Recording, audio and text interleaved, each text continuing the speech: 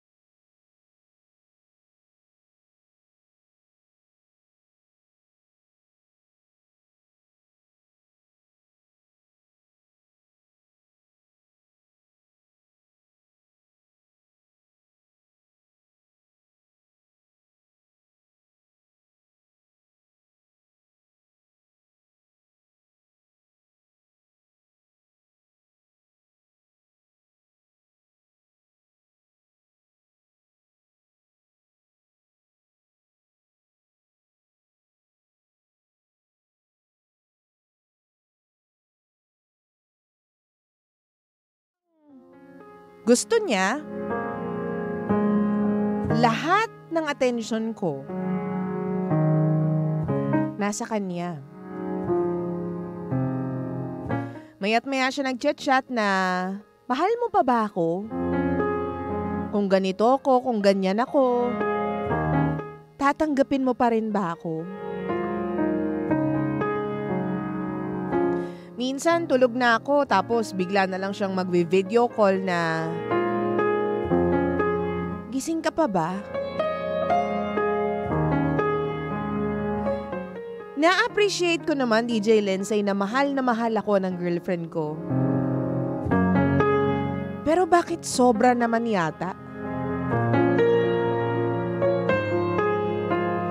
Pag hindi ko sinagot yung tawag, biglang mag-iisip na meron daw akong ibang ginagawa. May meeting ako pero kailangan naka-video call pa rin ang gusto niya. Para daw makita niya kung nagmi-meeting daw ba talaga ako. Never ko naman siyang niloko. Wala rin naman siyang trust issues. Pero ang gusto niya talaga, madalas kaming magkausap. Alam mo, most of the time, DJ Lindsay, hindi ko na nagagawa yung mga kailangan kong gawin dito sa trabaho. Kapag nasa bahay naman, kailangan din magka-video call kami. Dapat nag-uusap pa rin kami na parang magkasama daw kami. Tuwing weekend lang kasi kami nagkikita dahil na rin sa work ko. Lahat ng oras niya, DJ Lindsay, nasa akin lang. Sabi ko nga, maghanap na siya ng trabaho para may pagkaabalahan siya. Ayaw niya pa raw sa ngayon dahil bagong graduate pa lang siya. Nagpapahinga pa raw. Bumubuelo pa raw. Pero DJ Linz, ako yung iniistorbo niya. Lalo na kapag wala siyang ginagawa at bored siya sa bahay nila.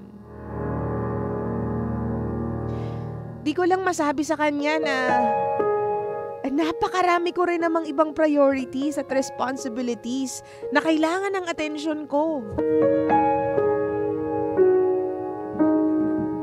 Again, nagpapasalamat po ako dahil may nagmamahal sa akin ng ganito.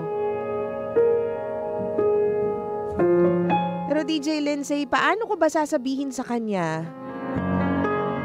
Nabawasan niya naman ng konti. Kasi medyo nakakasakal na.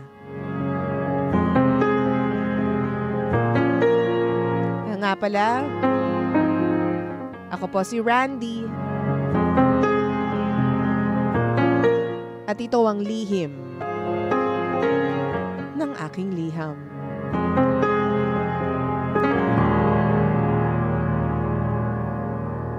Lihim ng liham.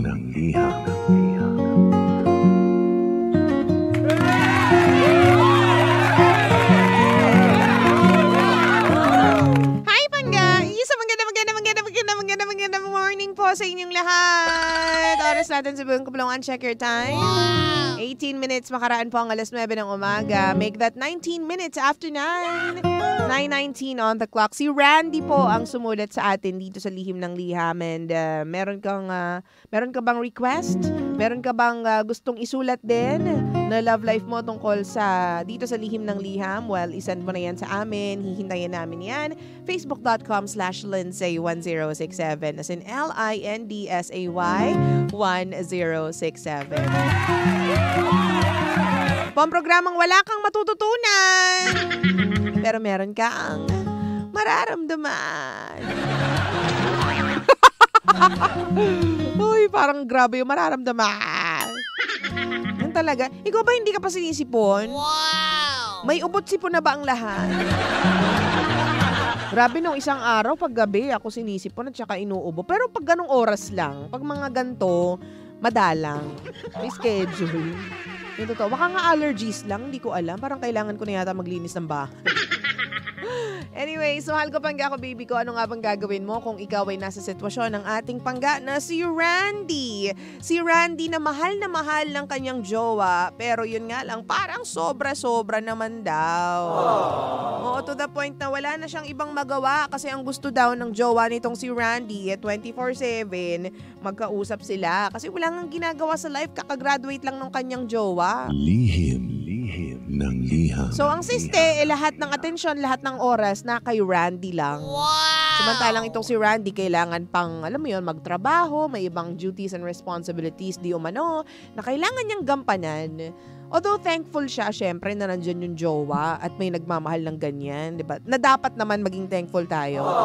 Pero paano niya raw ba puputulin yung ganyang sistema at paano niya siguro, yun yung tanong niya, paano susolusyonan ng hindi nasasaktan yung kanyang jowa? Paano? Sabihin mo sa amin yan dito sa Lihim ng Liham. Lihim ng liham. Okay, basa po tayo ng comments. By the way, we are live on Facebook. Hello po sa mga nanonood sa atin dyan sa Facebook, facebook.com/energyfm1067. Click live ha, tapos doon may comment lahat ng mga masasabi mo, lahat ng pananaw mo sa buhay. Hello kay Jasmine. May pa-husky voice, Mare. Hindi, may sipon voice yan. Hindi yan husky. Bakla. Sabi ni Morgan Fox, good morning. Sabi ni Ablaza, good morning. Sino pa? Baby Rodriguez, Babette Tamayo. Ayan, hello sa inyo dyan. Eto, basa tayo ng comment. Sabi ni Isabel, magkaiba kayo ng love language. Nako, DJ Lindsay, and yeah, immature pa siya, but not in a really bad way. Pero sa brighter side naman, your girlfriend just really loves you. Diba? Like like what you said, gusto lang niyang makita at makausap ka palagi. Hindi ka na mag-worry kung nagloloko pa yung ganyang tao, diba? Wow! Ay nako, siguro ipaintindi mo na lang sa kanya na kailangan sa work, hindi pwedeng magka-call kayo. Lagi kasi nakikita ka ng mga kasamahan mo na iba ang tingin, di ba? Yung mga mas maiintindihan niya at mas makapag-iisip siya ng maayos. Hindi pwede sa trabaho kasi yun, di ba? Sabi naman ni Marby, 1 to 2 months okay pa yan eh. Yung ganyang kaklingi, kinikilig ka pa kasi nga bago kayo. Pero pag tumagal na talaga, pag lagpas na ng 2 months, hindi na po maganda yan. Too much is bad. Hindi ganyan na ang realidad ng buhay. Not healthy kasi naapektuhan na yung iyong trabaho. Thank you, DJ Lindsay. Sabi naman po ni Lana, bilihan mo ng tag-1 kilong asin, ground black pepper at laurel. Sabihin mo i-repack niya ng tig 50 grams. Binigyan ng trabaho, nakakaloka. Oo. Very clingy and childish naman yan. Ikaw naman maging prangka ka dahil kung hindi, madadala niya yung bad habit na yan kapag kinasal na kayo. Help her grow up by being honest and straightforward. Forward pala eh. Lihim ng liham. Taray. Sabi naman ni Ray, set limits and stick to it. If she won't cooperate and don't understand, then she is not old or matured enough for a relationship. This will turn toxic if not addressed the right way. Sabi naman ni Lina, kausapin mo siya at pagsabihan mo if ayaw makinig, hiwalayan mo na. Grabe naman, ang dali mo namang kausap, hiwalay agad, be. Oo, kung ganyan siya mag-isip, immature pa kasi ang tawag dyan. Tapos pahinga kuno kasi kakagraduate lang, ayaw pa mag-work. Wala sa vocabulary yan ng mga taong may pangarap kasi nga, sa asta niya, sooner she will get tired to find a job kasi nakataon na lang siya sa jowa niya. Wow! Advanced thinker. Fairness. Sabi pa po ng mga pangga natin over Facebook, facebook.com/energyfm1067. Naku, sabi ni Morgan, good day, MDJ Lindsay, very clingy girl na ayaw ng babae or nakakasakal at nakakaumay ang BF or GF na ganyan. Mag-isip. Pag asawa mo na yan, mas demanding na at mas clingy pa rin. Feeling niya, padlock ka na sa kanya. Think 1,000 times. Ayun. Sabi ni Baby, kay Randy, kausapin mo lang yung girlfriend mo, yung alam mong hindi mo siya masasaktan kasi sayang yung relationship na meron kayo kung mawawala lang yan. Sabi ni Manny Ablaza, bigyan mo na lang ng pera pang shopping and movies para, di ba, malling para may magawa siya. Ay, ang yaman. Ang yaman. Sana all. Sabi ni Jasmine, kausapin mo ng maayos ang jowa mo nang hindi lahat ng oras mo nasa kanya. Explain to her in a loving way para hindi ma-offend. Tapos utusan mo na isegregate niya yung 3-in-1 coffee. Wala yung cream, yung sugar at saka yung kape, no? Nakakaloka kayo. Magaling, magaling, magaling. Magaling, magaling, magaling. Magaling, magaling, magaling. Sabi ni Nashrin, good morning DJ Lindsay, watching from Benmali, Pangasinan. Hello! And sino pa yung mga nag-comment dito? Alam mo kasi feeling ko, well, kung hindi nga talaga kayo magkaedad at hindi pa kayo ganun, yung level of maturity ninyo is hindi masyadong swak sa isa't isa, hindi masyadong magka-level, then hindi talaga kayo magkakaintindihan or magkakaroon lang ng gap doon sa information na gusto nyo yung iparating sa isa't isa, di ba? Well, minsan ang pinaka magandang conversations, pangga, ay yung mga uncomfortable conversation. Wow! Yung mga uncomfortable conversations, yun yung dapat ninyong pag-usapan, upuan talaga. Kung alam mo na sensitive ba? Yung jowa mo, feeling ko sensitive yan kasi medyo bata-bata pa. Magtatampururot yan kapag sinabing, wag ka mo na mag-message sa akin kasi ganito ganyan, nagtatrabaho ako. Siguro may iba ka ng kausap, no? Siguro naiinis ka na sa akin kasi lagi ako message sa'yo. Sige na nga, bye-bye. Alam mo yung tipong, nagtatrabaho lang ako, wait lang, ganyan. So, kailangan mo talagang ipaintindi sa paraan na, di ba, tulad yan na sabi ng isang sender natin, ng commenter natin, sa paraan na hindi siya mo-offend. Dapat by now, ilang buwan pa lang kayo, medyo alam mo na kung paano siya susuyuin, paano mag-work your way into her mind. Wow! Nang hindi siya ma-offend, masasaktan, mayayamot, ganyan. Or kung mayamot lang, offend man, it's part of the, it's part of life, it's part of the love life actually. Hindi naman sa lahat ng pagkakataon i-impress natin yung mga jowa natin, di ba? Hindi naman sa lahat ng pagkakataon din alam mo yun, it's rainbows and butterflies. Wow! Di ibig sabihin, di ba, kapag mahal mo yung isang tao, lagi mo siyang mapapasaya, lagi mo siyang mai-impress. Hindi ganun. Kasi meron tayong tinatawag na reality, yung actual, yung realidad. Di ba? At ang realidad is kailangan mo magtrabaho at kailangan yan tumigil sa kakatawag sa iyo, be.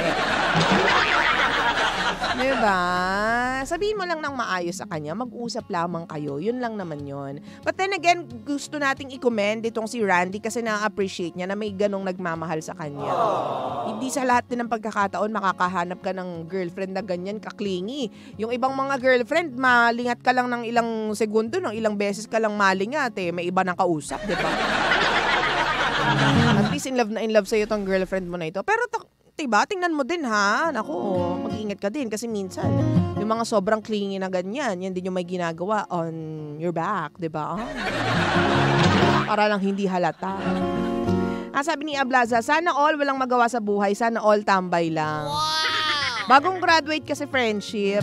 Sabi naman ni Dennis, watching from Bicol, Galego family, pag-usapan na lang nila ng maayos kung ano ang nararapat dahil sila lang din ang makakagawa ng solusyon sa mga bagay na yan.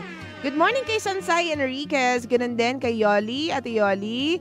Sabi ni Ablaza, mag-do not disturb ka sa pag-gadgets mo, lalo na kapag nasa work ka. May mga ganyan nang function, diba? Do not disturb. Diba? Tapos hindi ka ma-notify kapag merong nag-message sa'yo or may tumawag sa'yo. Wow! Anyways, baka naman magtampo din. Okay lang, magtampo siya. Pero sabihin mo, ginagawa ko naman to para sa trabaho ko, para sa ating dalawa din. Para sa future natin to, baby. Yung pagtatrabaho ko, para sa future natin to, kaya please, pagbigyan mo na ako kasi may mga pagkakataon na hindi kita matatawagan. Kasi nasa trabaho ako, busy ako, kailangan ko mag-focus. Gusto mo ba mawalan ako ng trabaho? Wow! Pero may love life tayo, wala nga lang akong trabaho. Akala mo bata, pero sometimes diba you have to talk to people that way na para silang bata.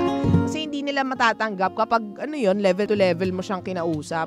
Kapag tipong tinake mo siya ng seryoso, hindi nila matatanggap. Iba yung dating sa kanila. So kailangan, diba, lambing-lambing, ganyan. Sabi ni Darwin, explain to your girlfriend without offending her feelings. Sabihin mo na you need space for a peaceful mind, not to the extent na hiwalay na agad. Oo naman, hindi dapat, alam mo, napaka-espesyal ng nakikita kong relasyon dito kay Randy at saka sa jowa niya. 5 months and they're so in love. They have the whole, years ahead of them. Kailangan lang talaga. Di ba ganyan naman sa relasyon? May mga bagay-bagay ka na, alam mo, may mga pira-pirasong bagay na hindi ka nagugustuhan sa jowa mo. Pero hindi ibig sabihin nun, when you have to deal with those pieces, kailangan mo makipag-break agad. No. Wow! Kailangan mo lang i-address para malaman nila kung anong dapat ayusin sa ugali nila at para malaman ninyong dalawa kung paano ninyo aayusin or i-fix yung problema. Diba? Ang secret to a long-lasting relationship is to understand each other, 'di ba? The more na naiintindihan mo yung partner mo, the more na, alam mo yon, mas magtatagal yung relationship ninyong dalawa. Sasabihin ng iba, akala ko ba ang secret to long and lasting relationship is they love and trust each other? Given na yon kasi nga kaya kayo nasa relationship kasi you love each other, 'di ba? Yun. So, apart from loving and trusting each other, you have to understand each other so many times para tumagal kayo at para, alam mo yon, mas humaba pa yung pagsasamahan ninyong dalawa. Classic talaga. Sabi ni Jason, ay nako, konting diferensya, hiwalay agad. Hindi nga dapat maghiwalay agad. Sabi ni Nashreen, maghanap kasi ng work dapat yung girlfriend mo. Oo. Mangyayari yan kapag na-feel niya na yung urgency. Ang problema, hindi yata, alam mo yon, kapag nasa pagbelong yung girlfriend mo sa maayos na pamilya, ganyan, may sinasabi sa lipunan, hindi kailangan magbanat ng buto agad. Kasi yung mga ganyan, di ba, yung mga tulad natin na Juan de la Cruz na kailangan agad ng salapi pagkatapos makagraduate, minsan nga hindi pa nakakagraduate, naghahanap na ng salapi. Working student, di ba? Ay, hindi uso-uso sa atin yung mga yung mga pahipahinga na yan, nakakalo. Anong pahinga, be? Nang kakainin yung pamilya natin, hindi tayo pwede magpahinga. Baka galing sa maayos na, may galing sa pamilyang may sinasabi sa lipunan. Kaya may time and may leisure para magpahinga. Yes, there you go. So, darating din yan sa kanya. Just give her some time. And I'm sure along the way, habang nandyan kayo sa relationship na yan, mapag-uusapan ninyo yan. Kasi ang pangit naman kung tinatago mo lang din dito sa jowa mo kung ano yung mga saloobin mo na una pa naming malaman dito sa lihim ng lupa. Diba? Pabati naman po DJ Lindsay. Happy birthday to May Rodriguez. Thank you very much. Happy birthday. Wow! Sabi ni Ate Baby, hindi hiwalay ang solusyon sa simpleng relasyon kung comfort. You have to comfort each other. Ang taray. Comfort room, be. Oo, ganun yun. Diba? Along the way, ma-figure out ninyo kung paano suyuin ang isa't isa. At iba't ibang level ang pagsuyo, ha? Oh. So, ma-figure out nyo yan, ma-discover nyo rin yan as you go with your relationship. At 9:32 on the clock, again, you have to be really, really thankful na meron kang ganyang relasyon. Kasi hindi lahat ng relasyon o hindi lahat ng tao ay nabibiyayaan ng clingy na girlfriend or clingy na boyfriend. Yung iba halos walang pakialam. Girlfriend ba kita? Boyfriend ba kita? Parang wala kang pakialam sa akin. Dumadaan yung isang buong araw na hindi ka nagpaparamdam sa akin. Diba? So, ipagpasalamat pa rin natin yan. Yung mga bagay na dapat natin ipagpasalamat. Tutok lang sa Energy FM.